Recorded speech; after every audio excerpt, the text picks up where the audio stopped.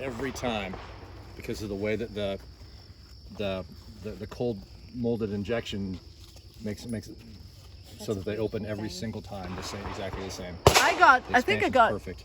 2. Oh my gosh, I see like 3 holes. Yeah, that's pretty You good. put them right on top of each other. Good ammo, good gun. And that's going to be about, this is a 16-inch block, so that's going to be just right at that 10-11 inches is where it consistently. So what you saw in my office was the 45, same depth. Can I go? Yep. Yep.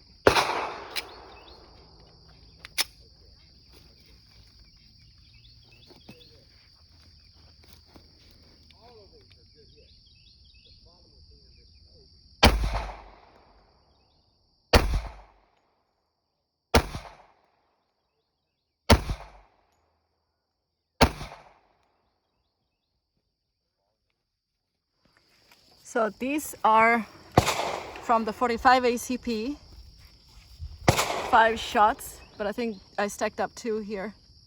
And these are with the 9. Let's see what happened up here. We don't have a 380 here, but you get the idea. Yeah. It's stack them up. Same I think it's super consistent. depth, Yeah. same consistent expansion. And this is what I have shot for the 45. It's an Ed Brown, 1911. Ed Brown Special Forces 45. Special Forces. And then, yep. And then I shot my Glock 17 Combat Master that you guys all know. This one for the test with the 9 MHP.